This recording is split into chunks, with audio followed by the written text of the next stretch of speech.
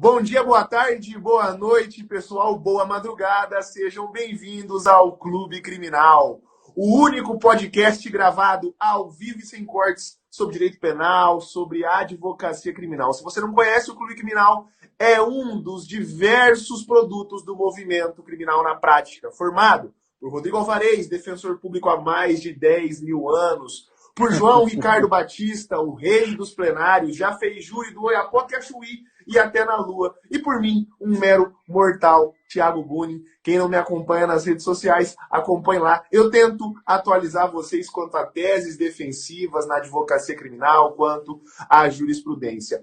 Hoje a gente está recebendo aqui no nosso 150º, 56º ou 7º episódio. São mais de 150 episódios do Clube Criminal disponível, gravados lá no Spotify. Você pode acompanhar a gente sempre ao vivo por aqui, tá? Nós estamos segunda e quarta aqui no Instagram, você nos acompanha ao vivo, meio-dia, horário de Brasília.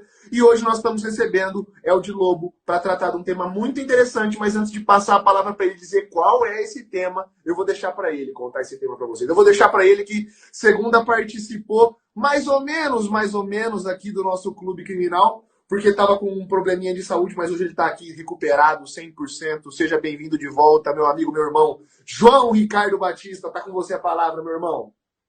Olá, olá, Criminal Lovers! Nós estamos de volta com o Clube Criminal na nossa terceira temporada, temporada 2022. Quero dar muito boas-vindas a você que acompanha a gravação do nosso podcast todos os dias ao vivo. Opa, todos os dias não, agora na temporada da 2022, segunda e quarta-feira. Por que segunda e quarta-feira? Porque tem mais de 150 episódios para você ouvir. Se você já ouviu todos, aí você pode reclamar. Eu quero podcast todo dia. Caso contrário, você tem compromisso marcado comigo, Thiago Buni e Rodrigo Alvarez, todas as segundas e quartas. E hoje a gente tem um convidado mais que especial. O tema de hoje é sensível, é importante para você que é criminalista. A gente vai falar sobre perícia em crimes sexuais, psiquiatria forense em crimes sexuais. Muito importante, esse tema é do seu interesse. E eu quero, sem mais delongas, dar as boas-vindas e saudar o nosso convidado, o Eldi Lobo, o perito mais amado da advocacia criminal brasileira. Muito bom dia, meu colega, meu amigo Eldi Lobo. Bom dia, boa tarde, boa noite, boa madrugada, então. Caríssimo doutor João Ricardo, muito obrigado pelas boas-vindas. Muito obrigado, doutor Thiago Buni. Então, sem mais delongas, totalmente à disposição para contribuir com o vosso público do Clube Criminal. Eldi. Bom, Eldi, o tema de hoje é muito interessante. A gente está aqui, como o João falou, para falar de crimes sexuais, mas principalmente, né, sobre as influências, as possibilidades de estudo de trabalho, as estratégias defensivas que podem surgir a partir da análise técnica pericial da psiquiatria forense nos casos de crime sexual. Aqueles crimes lá previstos no Código Penal, a partir do artigo 213, o mais conhecido, o estupro de vulnerável e etc., que podem sofrer algum tipo de interferência, algum tipo de estratégia defensiva construída a partir da psiquiatria forense. E eu queria começar, Eldi, perguntando para você, assim, para que você compartilhasse com a gente, obviamente, né, que seguindo todos os seus cuidados de preservação de sigilo dos casos trabalhados, mas quais são os casos, quais são as situações que normalmente te procuram envolvendo esse tipo de delito, esse tipo de crime sexual, tá? Primeiro conta pra gente, depois eu quero saber outras coisas, como qual que é a abordagem que você faz nesses casos, como que o advogado pode perceber que aquele caso é ou não um caso que pode ter alguma interferência da psiquiatria forense. Mas assim, me diz assim, nos casos que você já atuou até hoje, quando que normalmente te procuram, para o que normalmente te procuram, quando que você percebe que é um caso possível de atuação de psiquiatria forense envolvendo delito sexual? Doutor Thiago Buni, a nossa atuação ela é essencialmente e focada na advocacia, no auxílio à advocacia com finalidade defensiva. Portanto, quando os advogados e advogadas nos procuram querendo saber como que nós podemos contribuir, nós temos duas possibilidades apenas de contribuição. Uma delas é nós avaliarmos de maneira direta, ou seja, falando com o acusado, falando com o réu, falando com essa pessoa que está sendo imputada a ela a autoria de crime sexual, avaliando de maneira direta, para ver se essa pessoa, primeiro, se a tese é negativa de autoria. Se a tese é negativa de autoria, e de fato não existem nenhuma prova por imagem, por depoimentos, por testemunha, nós vamos aplicar algumas testagens nessa pessoa, nesse dito réu, para ver se ele tem um perfil sem características de quem comete crime sexual. Então, se é negativo de autoria, baseado no princípio da confiança do nosso cliente, não tendo absolutamente nenhuma prova, vamos avaliar o perfil. E daí nós excluímos algumas doenças e algumas questões de personalidades, e se essas estiverem exclusas, nós produzimos um parecer para que o advogado e a advogada possam usar de maneira imediata. Agora, doutor Tiago, quando existe provas que, de fato, a pessoa cometeu um crime contra a dignidade sexual, o que nós, enquanto psiquiatras forenses auxiliados por psicólogos jurídicos, vamos avaliar é se aquela pessoa tem alguma doença mental que o torna incapaz ou o tornou temporariamente incapaz de entender ou de controlar-se diante do crime sexual. Porque se a pessoa apresentava um adoecimento mental, incluindo dependência de álcool e drogas, que o tornava incapaz, nós vamos defender a fundamentar a inimputabilidade. Agora, doutor Tiago, se o réu, se o autor não tem nenhuma doença mental, não tem retardo mental, não tem dependência química e, de fato, cometeu um crime sexual, nós não temos o que colaborar do ponto de vista defensivo e sempre vamos deixar isso claro para os nossos clientes. Ô, doutor Eude Lobo, uma pergunta que eu tenho, você falou sobre inimputabilidade.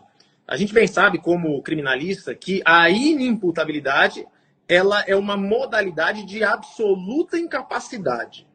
Agora, você como psiquiatra forense, como perito que vai avaliar isso, existe a possibilidade do indivíduo, para crimes sexuais, ser o inimputável, mas aparentemente, frente à sociedade, ele não apresenta isso de forma clara.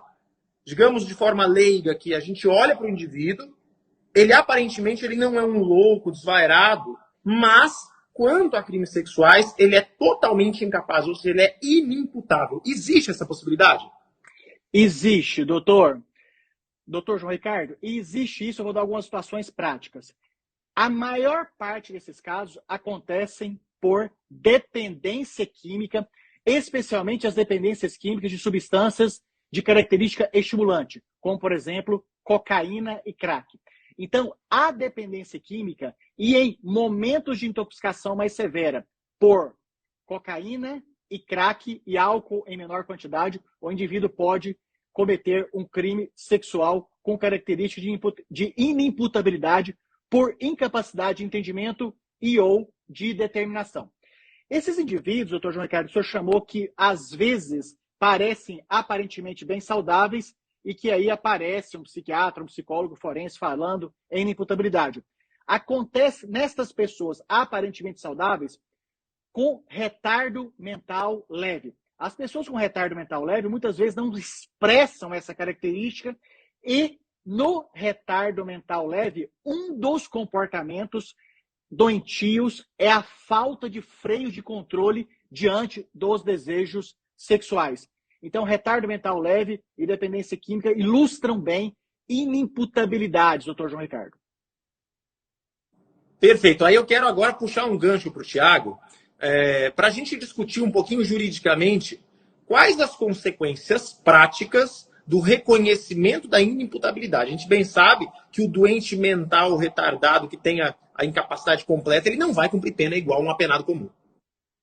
Eu até, João, até antes da gente avançar nisso aí, deixa eu até comentar. Eu tenho um caso aqui no escritório, Eldi, que a gente, de acusação de estupro de vulnerável, tá?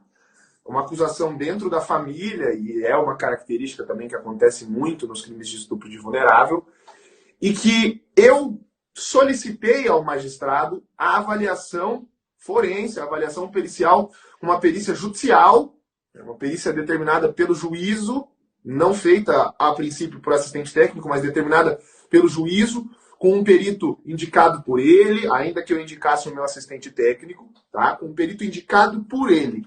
E olha só, olha que interessante. E aqui trazendo um pouco de estratégia defensiva para os colegas advogados. Olha por que neste caso eu percebi a necessidade. É um tipo penal que a gente atende muito aqui no escritório, tá? A gente deve ter mais de 15 processos de acusação de crime sexual, né, em estupro de vulnerável aqui no escritório. E por que nesse, em específico, eu entendi necessário submeter o meu cliente, tá, a uma avaliação médica? Primeiro, porque eu já tinha submetido ele a uma avaliação com o assistente técnico, e o assistente técnico me passou aquela segurança. Tá? Eu já tinha submetido ele ao assistente técnico, e o assistente técnico falou: Thiago, pode pedir uma perícia judicial. Tá? Muito bom. Oi? A sacada, muito boa, né? Tomar Óbvio. para não expor o cliente a risco, vai que joga na perícia judicial, resultado inesperado e contrário aos seus interesses como defesa, né? Eu me precavi, foi algo que partiu do meu próprio cliente, João. E isso foi algo muito interessante, né? Eu, como advogado criminalista, não me importo se o meu cliente praticou ou não praticou os fatos. É uma pergunta que eu dificilmente faço. Só faço quando eu percebo que a história não está bem contada para mim, e aí eu preciso que a pessoa de fato me conte a realidade para eu poder saber os melhores contornos defensivos a ser dado naquele caso. Mas, nesse caso, foi o cliente que sugeriu fazer isso para mim, o João. E na hora que ele sugeriu isso para mim, aquilo me espantou. Porque eu falei: será que eu, Thiago, teria coragem de ser submetido a um teste desse? Né? Porque eu não sei como é que é feita essa avaliação. E eu não tenho nenhum desejo, né, sexual por pessoas mais novas. Mas e se numa avaliação constata isso que eu nunca percebi, isso que eu nunca senti, mas pela forma de avaliar, isso constata, né? Isso é constatado, isso é identificado. Então eu fui me informar na época, né? Faz tempo já isso. Esse caso já teve, inclusive, absolvição transitada em julgado, esse processo. E aí, na época, eu fui me consultar com um psiquiatra aqui na cidade que fazia esse tipo de avaliação. Ele fez a primeira avaliação do meu cliente, e aí eu, com essa segurança... Fala, João. A partir de agora, você pode exercer o seu direito constitucional de se manter em silêncio, ok? Não. Eu fui me consultar com um psiquiatra para ver quem ia fazer a avaliação dele. Brincadeira. Eu fui entender, João, quem ia fazer a avaliação do cliente. Eu fui conhecer a pessoa. E aí, disse ao psiquiatra que eu somente, né, sugeriria ao magistrado essa avaliação com um psiquiatra, né, nomeado pelo juízo, se eu tivesse a segurança de que pudesse fazer essa avaliação e que não teria nenhuma implicação ao meu cliente. Bom, foi feita a avaliação, o psiquiatra me passou a segurança, e aí eu falei para o juiz, juiz, neste caso, você precisa avaliar o cliente, porque olha o problema, a criança tinha sido submetida, olha que loucura, Eldi, a criança tinha sido submetida a mais de 6 psicólogos diferentes. 6 psicólogos diferentes avaliaram a criança. Ela foi submetida a mais de 20 entrevistas ao total, né? A gente tem uma lei hoje em dia, que é a lei do depoimento especial ou do depoimento sem dano, né? Que inclusive prevê que a criança passe por um único atendimento, né? Passe por um único atendimento, por uma única oitiva. Não somente para evitar processos de revitimização, mas também, né, para evitar a criação de falsas memórias naquela criança, né? E essa criança foi submetida a mais de 6 psicólogos diferentes e a mais de 20 atendimentos diferentes. Enquanto nos primeiros ela não falava nada, foi justamente nos últimos que saíram. E quando sai a verbalização de um possível abuso, sai justamente, Elde, eu queria ouvir você sobre isso também, numa entrevista feita com uma assistente social. Depois nós vamos chegar nisso, eu vou querer falar isso com você, né? Por conta disso, pessoal, olha aí como eu enxerguei no caso. Por conta disso, eu falei: magistrado, nesse caso você vai ter que avaliar o meu cliente. Por quê? Porque o que foi feito com essa criança, não dá pra gente acreditar, né, na veracidade da última declaração que ela prestou justamente para um assistente social em detrimento a todas as outras. E esse caso, isso teve um efeito sobre a falsa memória. Porque depois essa criança foi ouvida em juízo, num depoimento pessoal, e no depoimento pessoal em juízo, essa criança repetiu aquilo que havia dito na última oitiva por um assistente social. Com vícios na repetição, obviamente, né? Vícios em pontos nevrálgicos, tá? O que também induzia a gente a imaginar que aquilo era uma falsa memória e que a cada momento que ela lembrava de uma forma diferente, né? E aí a gente pediu para submeter o cliente. Olha que interessante, o juiz não entendeu que a avaliação seria necessária. O juiz falou, olha, não entendo que essa avaliação é necessária, não entendo que o resultado dela pode ser crucial, e ele inclusive emitiu um juízo de valor, Aelde, que aí eu queria também te ouvir sobre isso, anota aí. Ele falou, a pessoa pode não ser identificada como um abusador e em algum momento da vida manifestar algum comportamento nesse sentido. Tá? Queria te ouvir depois se isso é possível ou não.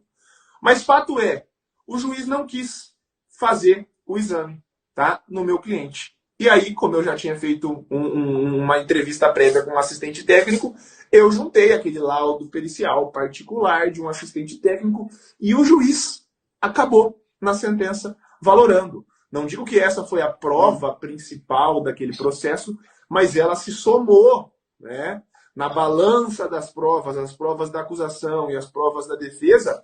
Essa prova também teve peso, né, aqui na balança das provas de defesa. Beleza?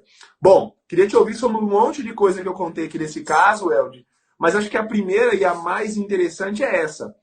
De fato, isso é verdade, né? É possível que alguma pessoa que seja avaliada com características de abusador, né, nunca venha a abusar de alguém? Ou uma pessoa, ao contrário, que seja avaliada como não tenha, né, característica de uma pessoa que tenha interesse por pessoas do mesmo sexo, por pessoas mais jovens, ou tenha algum fetiche sexual diferente, nunca venha a manifestar essa situação. É possível que isso aconteça? É possível, aspas, que o exame erre muito na mão na avaliação? Doutor Thiago Bani, então o que acontece? Primeiro, é aquela máxima da medicina, né? E também do direito, cada caso é um caso, então vamos fazer aqui algumas respostas genéricas. A testagem, ela pode sim ter resultados, tanto falsos positivos como falsos negativos. Ou seja, as testagens em psiquiatria e em psicologia, elas não têm aquela assertividade, por exemplo, da infectologia. Se eu estou em dúvida que uma pessoa tem ou não sífilis, tem ou não HIV, tem ou não alguma doença infectológica, o exame me revela de maneira objetiva. Ou tem ou não tem. Na psiquiatria e na psicologia, nós temos as nossas avaliações, elas têm um nível de limitação de acurácia. O exame praticado com dito padrão ouro para verificar a personalidade dos acusados, dos réus, chama o teste das pranchas de Rocha ou teste do mata-borrão, que são algumas manchas negras em que o psicólogo avaliador oferece para a pessoa e a partir dali faz uma avaliação da personalidade, dos controles comportamentais, do risco de cometer crimes de maneira geral e não só crimes sexuais.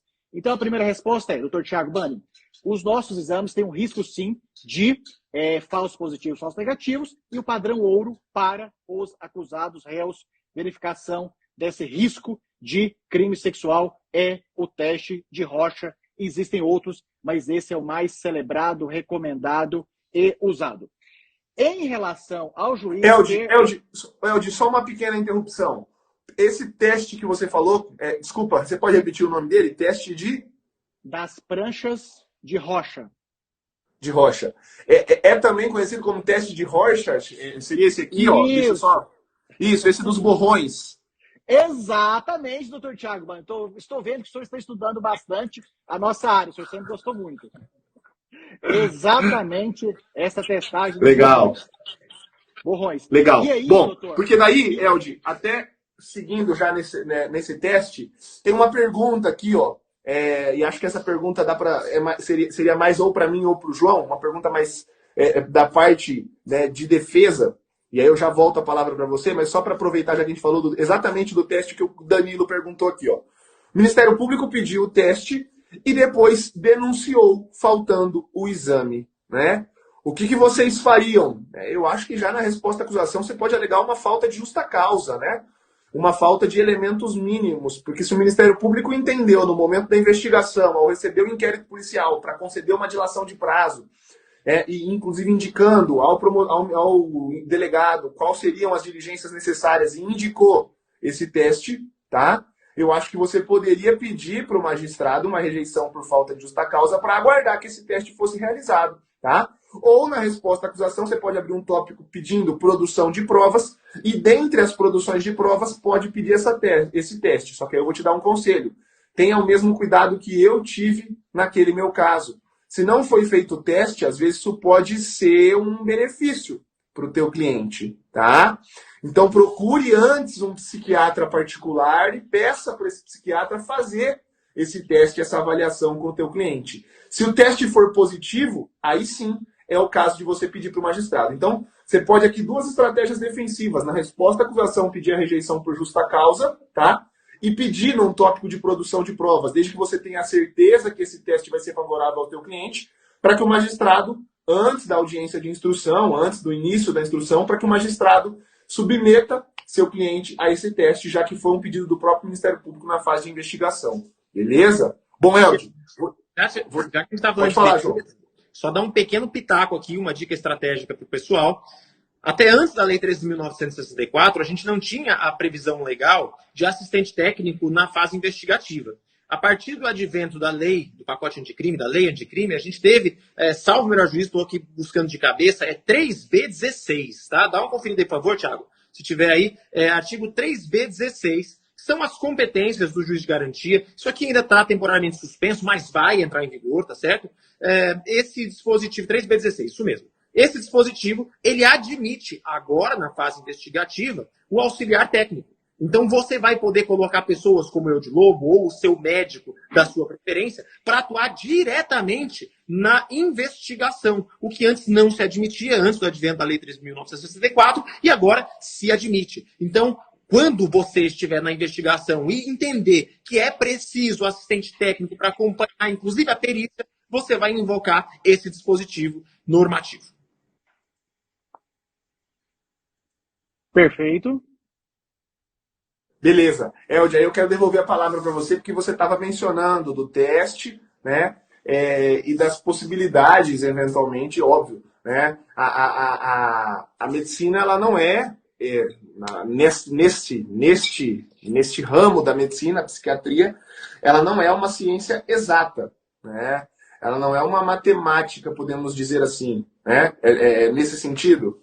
Exatamente. O que eu estava concluindo, que por que o teste Rocha, que o senhor já levantou e trouxe aí, ele é tão importante, tão reconhecido, tão aplicado? Porque ele é um dos que a pessoa avaliada tem menos chance de falsear. Então, esta é a importância tão grande.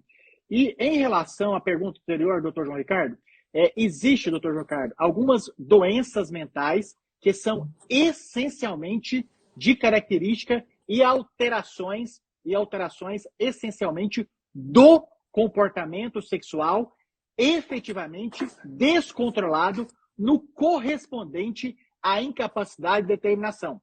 E aqui eu estou falando de pedofilia.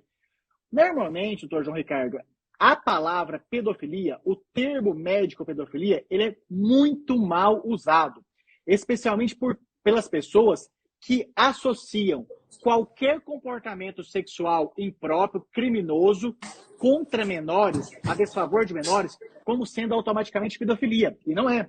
A pedofilia é um tipo de vivência doentia em que a pessoa tem efetivamente alterações comportamentais por alterações cerebrais que ela é efetivamente incapaz de controlar o impulso sexual contra menores e que tem os desejos sexuais, as intenções sexuais, usando a palavra e pegando carona do Thiago, os fetiches exclusivamente dirigido a menores. Perfeito. E aí, com esse gancho, doutor Eldi Lobo, eu não canso de repetir isso, muitos criminalistas entendem de forma equivocada os conceitos básicos com relação à inimputabilidade e semi-imputabilidade. Quando a gente vai ler o que traz a literalidade da lei, seja nos dois artigos da inimputabilidade ou da semi-imputabilidade, ambos trazem a palavra inteiramente. E eu não canso de repetir isso porque isso salva processos. A inimputabilidade é a incapacidade completa de entender a ilicitude do fato ou de se comportar conforme o entendimento legal. Então a lei traz inteiramente incapaz de entender a ilicitude e ou de se comportar conforme esse entendimento. Então tem pessoas que são inteiramente capazes de entender a ilicitude do fato. Mas eles não são inteiramente capazes, ou seja, eles são inteiramente incapazes de se comportar conforme o entendimento legal. Então não basta só o indivíduo entender a ilicitude. Ele precisa não conseguir se comportar. Você vê que são duas partes. Isso para considerá-lo totalmente incapaz. Agora, quando a gente fala de semi-imputabilidade, o pessoal entende que é o meio louco. Vulgarmente falando, é o meio doido. Aquele que é metade. E não é isso que a lei fala. A lei fala que o indivíduo que não é inteiramente, de novo a palavra inteiramente, se ele não for inteiramente capaz de entender isso do fato ou de se comportar conforme o entendimento legal, ele passa a ser semi-imputável. E aí eu te pergunto, vamos trazer aqui para o linguajar prático. O indivíduo que é 90% capaz de entender isso do fato e 100% capaz de se determinar, ele é um semi-imputável. Se ele tiver qualquer diminuição na capacidade de entendimento da ilicitude ou qualquer diminuição na capacidade de autogerenciamento, ele é um semi-imputável. E o pessoal não percebe isso. Ele acha que é só o meio, metade. Metade incapaz de entender isso do fato. Metade incapaz de se determinar. Se o indivíduo tiver qualquer diminuição, se ele não for inteiramente capaz de entender a ilicitude e de ter autodeterminação, autogerenciamento, ele também é um semi-imputável. Então, às vezes, a perícia reconhece exatamente isso. O indivíduo tem a capacidade de entender, ele sabe exatamente o que é ilícito que ele está fazendo, mas ele não tem a inteira capacidade de autodeterminação. Aí ele passa a ser um semi-imputável. Ou o contrário, se ele entende completamente o que é ilícito, mas ele não consegue, ele é inteiramente incapaz de se autogerenciar, ele é um inimputável. Isso é conceito básico da legalidade, da literalidade do que prevê a inimputabilidade e a semi-imputabilidade. Feito esse gancho, aí eu quero passar para o doutor Eudes Lobo para a gente falar um pouquinho sobre como funciona. Desculpa, diga, Thiago. Deixa eu só falar uma situação antes e perguntar para o Eudes o quanto ele acha isso importante, porque nesse meu caso eu fiz isso também, tá? Nesse caso que eu contei para vocês, que a gente submeteu o cliente, né, a um exame pericial com um assistente técnico que foi nomeado porque o juiz não deferiu, né, a perícia judicial, naquele caso, né? E aí eu achei muito importante, João, e acho isso que levou pontos de convencimento ao magistrado, isso que fez o juiz, na hora da sentença, valorar, né, também o laudo pericial, mas foi o fato de eu, depois de ter juntado esse laudo pericial, pedir, e o magistrado deferiu, a oitiva desse assistente técnico. E aí eu quero te dar uma dica de uma estratégia de defesa, tá? Ah, Thiago, mas você não colocou no rol de testemunhas o assistente técnico. Como que você agora vai ouvir o assistente técnico? Gente, assistente técnico não é testemunha, tá? Olha só.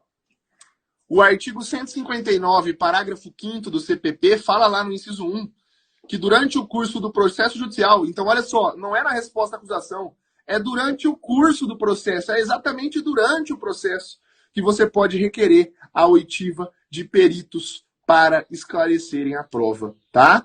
Então, Thiago, olha essa sacada. Vai, João, vai. Deixa eu falar pro pessoal aqui, a gente tem quase 200 pessoas assistindo. Galera, essa sacada que o Thiago te disse aqui, ó, vai salvar seu processo. Acorda pra vida, pelo amor de Deus. Clube criminal é aula, meu filho, tá? Aprendeu isso que o Thiago falou? Anota na sua agenda e anota outra coisa. Anota o perfil do Eudes Lobo, já segue ele, porque vez ou outra você vai precisar de perito criminal. Anota. Então você já sabe quando arrolar, ou seja, a qualquer momento do processo, não precisa ser exatamente, necessariamente, na resposta à acusação, e você já sabe quem chamar, que é o Eudes Lobo. Repete o artigo, por favor, Thiago, e passa a bola pro Eudes. Vamos lá. É o 159, parágrafo 5º, inciso 1. Tá? Mas aí eu vou te dar uma outra dica. Em alguns casos aqui no escritório, quando a gente já percebe que pode ser possível um assistente técnico, e não estou só falando de um assistente técnico para a psiquiatria forense, tá? Pode ser outros tipos de assistente técnico. Eu tenho caso aqui no escritório de crimes licitatórios que alegam superfaturamento da obra pública. Eventualmente, eu posso precisar de um perito engenheiro, né? Posso precisar de um perito em engenharia para avaliar aquela obra pública e determinar se houve superfaturamento ou não. Ainda que eu não tenha já um assistente técnico contratado, com um serviço prestado, na resposta à acusação eu posso colocar lá que eu vou indicar um assistente técnico no curso do processo e já estou, desde logo, requerendo a oitiva dele. Então eu coloco lá no rol de testemunhas, assistente técnico. Isso mesmo, dessa forma, assistente técnico, vírgula, a ser nomeado no curso da instrução processual. Eu já coloquei ele lá para falar para o juiz que eu vou ouvir, mas sabendo que não conta no rol de testemunhas. Tem até uma decisão do STJ, do ministro Sebastião Reis, tá, que autorizou a oitiva para além do rol das testemunhas permitidas no plenário, que são 5, né, para permitir a oitiva de um assistente técnico, reconhecendo que os assistentes técnicos, tá, não são contados no rol de testemunhas, tá? Então você pode sim juntar a perícia e ouvir. E aí é muito importante, eu quero ouvir o Elde rapidamente sobre isso, né? Quanto ele acha importante isso? Porque é uma dificuldade que a gente tem, nós advogados, e sempre que eu sinto que eu tenho dificuldade, eu penso, poxa, se eu tenho dificuldade, o juiz também vai ter dificuldade. Porque o juiz também é formado em direito, como eu. Entende de leis, mas não entende necessariamente da medicina, né? Então, o quanto você acha importante, Elde, a gente ouvir o perito, ouvir o expert, o assistente técnico, o perito judicial na audiência, para que ele traduza muitas vezes e torne mais fácil a compreensão das partes, dos sujeitos do processo, aquilo que está no laudo pericial. Quanto isso é importante para você, quanto isso é revelador num processo judicial.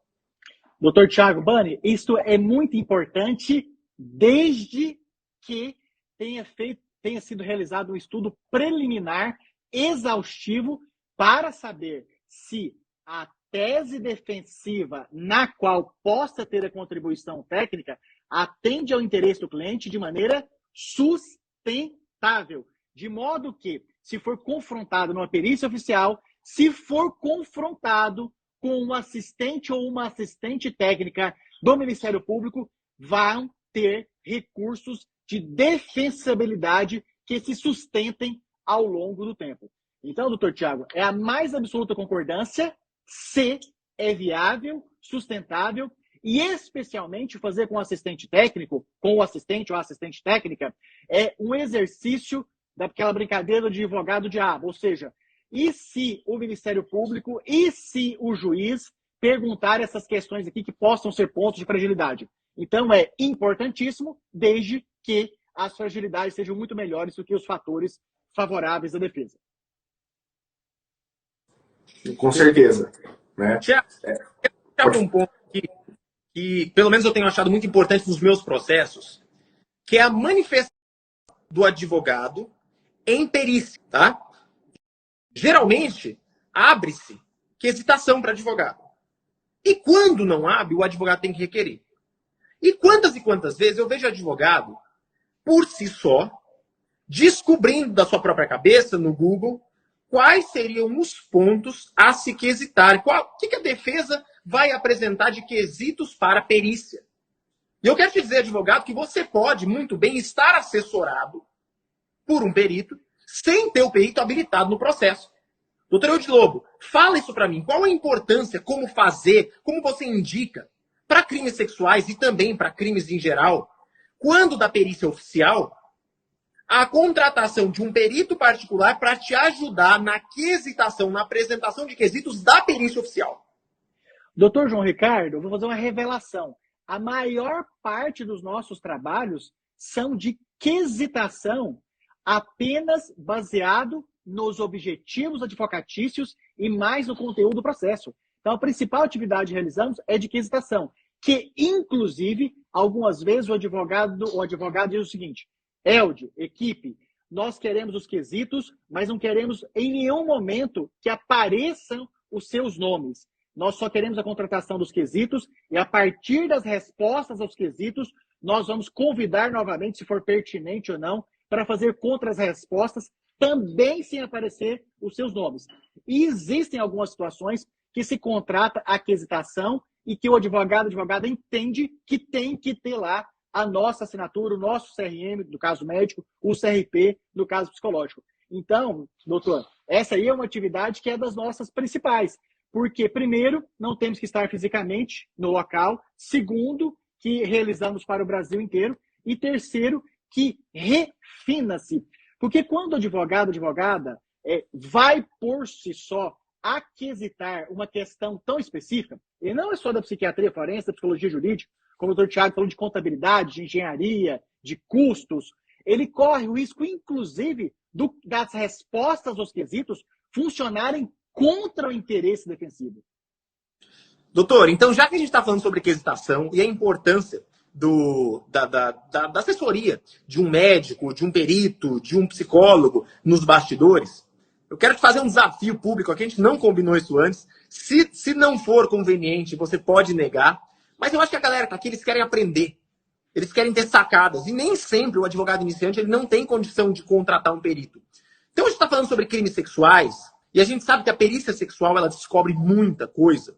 Teria como o doutor dar pra gente aqui alguns dos quesitos, pode ser 2, 3, 5, não sei quanto você ficar à vontade, digamos ali, 2 ou 3 quesitos, que o doutor Eldi Lobo acha fundamental. Indispensáveis, aqueles que são indispensáveis, Eldi. Aquele que você pode até falar assim, ó, posso compartilhar porque esse aí é indispensável mesmo, esse tem que estar em toda a perícia. Obviamente que eu tenho certeza que o Eldi vai começar. Eu conheço bem o Eldi, João, a gente atuou em casos juntos. Eu tenho certeza que o Eldi vai começar. Pera lá, cada caso é um caso, mas vamos lá. Olha lá, quer ver? Vai, Eldi.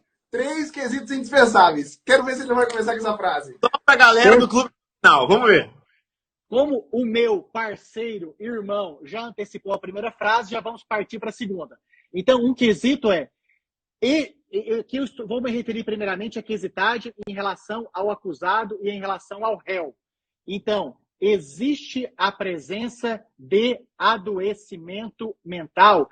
E aí, isso é o que todo mundo coloca, doutor João Ricardo. Só porque o que está aqui o pulo do gato?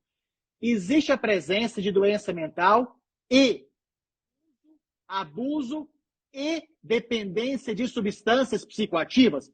Por que essa segunda parte é o grande pulo do gato, doutor João Ricardo? Porque os colegas do direito defensivo estão esquecendo muito de usar a Lei 11.343, a Lei de Drogas, aonde ali nos artigos 45 e 46 fala-se da dependência química, do uso de substâncias que possa ter deixado o indivíduo inteiramente ou parcialmente capaz de entender-se ou de determinar-se. Então, o quesito mais importante é esse. E por quê, doutor João Ricardo? Porque quando nós colocamos a literatura científica mais a nossa prática, a maior parte dos casos de crimes sexuais não estão relacionados nem ao retardo mental, nem à esquizofrenia, nem à bipolaridade. Eles estão associados com comportamentos que acontecem durante intoxicação, abuso e dependência de substâncias psicoativas. Quer sejam, repetindo, cocaína e crack são os mais estimulantes, e também em relação ao álcool. E no segundo momento, é um segundo quesito, depois desse primeiro, que já contempla muito. Só um pouquinho, eu. Desculpa te interromper, a gente está no primeiro quesito, tá? Eu quero só fazer um pequeno parênteses. Galera, Tribunal do Júri também tem muita perícia psicológica. Isso é feito a partir de um incidente de sanidade mental, um processo em apartado que suspende o processo principal. Eu já tive casos onde o indivíduo, aparentemente, aos olhos de um leigo, quando o assunto é psiquiatria, que todos nós somos, desde que você não seja um perito criminal, não seja um psicólogo, nós somos leigos, né? A gente pode ser técnico jurídico, mas psiquiátrico a gente é leigo. Então, aos olhos de um leigo, eu, ao primeiro olhar, não consegui identificar uma semi-imputabilidade. E já tive situações onde, submetido o indivíduo ao incidente de sanidade mental, reconheceu-se exatamente isso que o doutor Eudes está falando. Exatamente isso. E eu quero te dizer que existe, dentro do CID, Código Internacional de Doença, um CID específico para incapacidade proveniente de uso e abuso de álcool e drogas. Se eu não me engano, um processo antigo é F1019 ou F1910. Eu acho que é F1019. Dá uma olhada aí, Thiago, você que está no computador. CID F1019, que é o uso e abuso de drogas que compromete a capacidade do indivíduo. Olha, eu estou constrangido porque os senhores estão estudando muito a minha área. F10.2 é dependência de álcool, F12.2 é dependência de maconha, F14.2 dependência de cocaína e F19.2 é dependência de múltiplas drogas. Então, Exato. os senhores estão me constrangendo, eu vou ter que estudar mais a minha própria área. E a segunda pergunta, o segundo quesito seria, entendo a presença de doença mental e ou dependência química, qual é o tratamento específico? E qual que é o grande valor desse quesito? Nossa, doutor João Ricardo, qual que é o grande valor desse quesito? Porque os tratamentos psiquiátricos, ao longo do tempo, foram ficando cada vez menos hospitalares e cada vez mais ambulatoriais. A maioria dos casos das pessoas que padecem de doença mental e que cometem crimes, quer seja na esfera sexual ou de outra, doutor João Ricardo, eles receberão tratamento e, em sua maioria absoluta, receberão tratamento ambulatorial. E nós podemos fazer uma pesquisa, doutor João Ricardo, que a maioria dos colegas do direito estão muito preocupados de defenderem a inimputabilidade e os seus clientes irem para o cumprimento de pena eterna. Só que a Lei 10.216, essa é uma lei que não só concurseiros, todo mundo deve conhecer. A Lei 10.216 é a lei que regula a internação e tratamento psiquiátrico no Brasil. E os tratamentos devem serem essencialmente ambulatoriais, ou seja, sem serem hospital de custódia e tratamento psiquiátrico. Portanto, doutor João Ricardo, esse quesito perguntando qual o tipo de tratamento, nós temos uma grande chance de, sendo doença, do perito responder que o tratamento é ambulatorial. Se o tratamento é ambulatorial, medida de segurança poderá ser cumprida em sua maioria em tratamento impositivo, mas ambulatorial, e não fechado no hospital de custódia e tratamento psiquiátrico. E, em terceiro lugar, é a perspectiva de melhora que essa pessoa tem. Ou seja, por que essa perspectiva de melhora deve ser perguntada? Porque, felizmente, também, apesar de precisar avançar muito, os nossos tratamentos, eles estão cada vez melhores. E para aquelas pessoas, doutor João Ricardo, para aqueles indivíduos que estão cumprindo medidas de segurança e que se recusam a fazer o tratamento por remédio via oral, nós já temos medicamentos injetáveis que, aplicados uma vez, fazem efeito por uma semana, ou por 15 dias, ou por um mês. Então, apresenta doença mental e ou dependência química. Número 2, qual o tratamento para direcionar para o ambulatorial? E 3, qual a perspectiva de melhora, recuperação, reversão? Perfeito, sensacional. Você que está acompanhando ao vivo já deve ter anotado. Você que perdeu, basta ir no Spotify, buscar por Clube Criminal. Você vai ter lá episódios, ao melhor juízo, 156. Já aproveita e já ouve todos os outros episódios anteriores, que é sempre nesse mesmo nível, tá ok? Galera, seguinte, vocês estão acompanhando isso aqui, né? Isso aqui é o tipo de aula, live, episódio que a gente tem corriqueiramente toda segunda e quarta-feira. Então, já marque na sua agenda, toda segunda e quarta a gente vai ter um convidado aqui. Doutor Eudes vai estar aqui conosco muitas outras vezes, ainda não terminou o episódio. Eu quero desde já te pedir para você seguir os três que estão aqui, ó, Thiago Buni, João Ricardo, doutor Eudes. Por quê? Às vezes o episódio é aberto no meu perfil, às vezes é aberto no perfil do Thiago, às vezes é aberto no Criminal na Prática. E sempre com um convidado muito especial. Doutor Eudes vai estar aqui conosco, já quero deixar agendado para outro episódio, para a gente falar de outro tema. Você vê que o tempo é sempre muito reduzido, a gente começa a conversar sempre numa profundidade muito intensa e muito aprendizado gratuito para você que acompanha o movimento Criminal na Prática. Thiago, deixa as suas últimas considerações, que eu quero passar a palavra aqui, os últimos 10 minutos, para o doutor Eudes, para ele dar aquele peculiar show dele que a gente já está acostumado sempre ao final. Bom, gente, teve várias perguntas aqui, bombou, um monte de gente fazendo pergunta. Vamos, o Elde já é um convidado, né, de sempre aqui, corriqueiro nosso, já veio outras vezes. Já vamos deixar até outra vez marcado pra gente falar de psiquiatria em geral, porque teve um monte de perguntas aqui que ficaram sem respostas, falando também, tá? De outros tipos de acusação, não só de crime sexual, a gente também já entrou aqui um pouco para falar de drogas, é muito interessante a previsão que tem lá, o Elde falou, nos artigos da Lei 11.343. Pode ser usado para todo tipo de acusação, né, Elde? Não é só para acusação de tráfico de drogas, isso que é interessante. Está previsto na lei de drogas, porque é a lei que trata sobre esse assunto no nosso ordenamento jurídico. Mas pode ser utilizado para qualquer outro tipo, né, para qualquer outro caso. Crime sexual é muito interessante. Eu tenho um caso aqui, rapidamente, antes de passar para o Elde. Eu tenho um caso aqui no escritório, Elde. Provavelmente nós vamos vir a conversar profissionalmente sobre esse caso. Eu achei que eu nunca ia ter um exemplo prático sobre isso. Tem um excludente de conduta no direito penal, que é o sonambulismo. Sujeito que é sonâmbulo, né? E nesse caso aqui do meu escritório não foi um tipo de sonambulismo, mas foi um sujeito que, dormindo, apalpou uma região íntima da pessoa que dormia ao lado dele, e por isso foi acusado, né? Foi considerado um ato libidinoso, né? E eu tenho provas, né, de que o sujeito estava dormindo, porque pessoas que estavam no quarto testemunharam que na hora que a pessoa, né, repreendeu aquela atitude dele, ele acorda assustado, ele acorda, né, sem saber o que estava acontecendo, ele reporta aquilo para outras pessoas no dia seguinte, ele conta aquilo para outras pessoas no dia seguinte, assustado, né? Então, o João já disse ali que está até arrepiado, mas olha só, eu achei que nunca teria um caso desse, né? E aí a gente precisa retratar se isso seria possível ou não de acontecer. Bastante interessante. Não sei, Elde, já viu algum caso assim na prática? Já. Tiago, só para retratar isso que o Tiago está falando, isso já aconteceu comigo, Tiago. Eu não sou sonâmbulo, mas teve um momento de muita tensão na minha vida. Eu tinha um júri de grande repercussão no interior de São Paulo. O meu pai saiu de São Paulo e foi até nessa cidade para me assistir. Era o primeiro júri que meu pai me assistiria. Num caso de repercussão, era tanta gente no plenário que o júri não foi feito no fórum, foi feito na Câmara Municipal. E naquela noite de tensão pré-júri, eu acordei às 3 horas da manhã. Foi o horário que eu olhei depois de acordar. Eu acordei de madrugada e estava eu em pé apalpando o meu pai. Meu pai dormindo na cama do hotel do meu lado e eu estava apalpando ele. Eu não sei por que eu estava fazendo isso, mas eu estava com as mãos em cima do meu pai. Então essa possibilidade, esse caso que o Tiago está falando, é real demais. E aí eu quero passar a bola para o Eude para a gente discutir exatamente isso nos últimos minutos derradeiros aqui.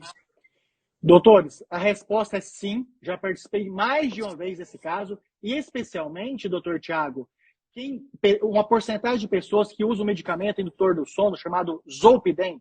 Então o Zolpidem é um medicamento que numa determinada porcentagem de pessoas ele faz, aqui para ser pedagógico e rápido, um desligamento cerebral da consciência sem ter um desligamento e sem ter um afrouxamento da parte física. Então a resposta é sim, e tem algumas alterações do sono que podem ser detectadas pelo exame de polissonografia, que tem correspondentes e que nós podemos levar para semi e para inimputabilidade. Com o meu último minuto de participação, últimos segundos, eu queria falar também sobre uma pergunta que eu vi aqui, bem repetida, sobre como que se avalia as questões da falsa acusação. Para avaliar a falsa acusação, nós usamos algumas técnicas. A principal técnica, como o doutor Tiago pesquisa na hora tudo que eu falo, chama análise do discurso de Bardot, que se escreve Bardin.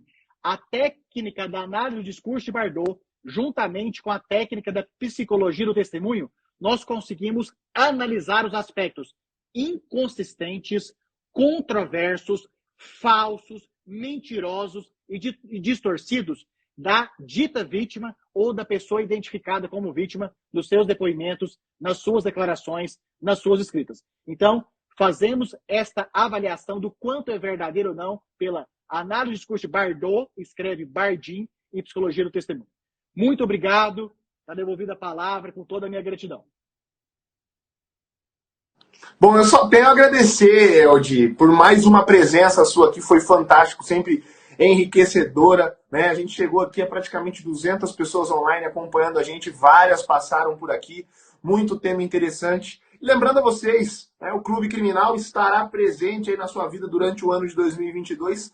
Toda segunda e quarta-feira, sempre ao meio-dia, 2 vezes por semana. Uma vez a gente recebe um convidado e no outro dia a gente faz aquela live de perguntas e respostas geral para vocês. Se você não acompanhou nossos episódios gravados, você pode pegar lá no Spotify ou no YouTube e acompanhar durante a sua caminhada, durante o teu momento de lazer, para você rever os nossos episódios com vários convidados especiais, assim como o Elde, e também com muitos temas interessantes sobre direito penal, processo penal e advocacia criminal. Quero agradecer você que ficou presente aqui com a gente hoje. Já passo a palavra, João. O encerramento é seu hoje, meu amigo. Valeu, Eldi. Valeu, João. Muito obrigado.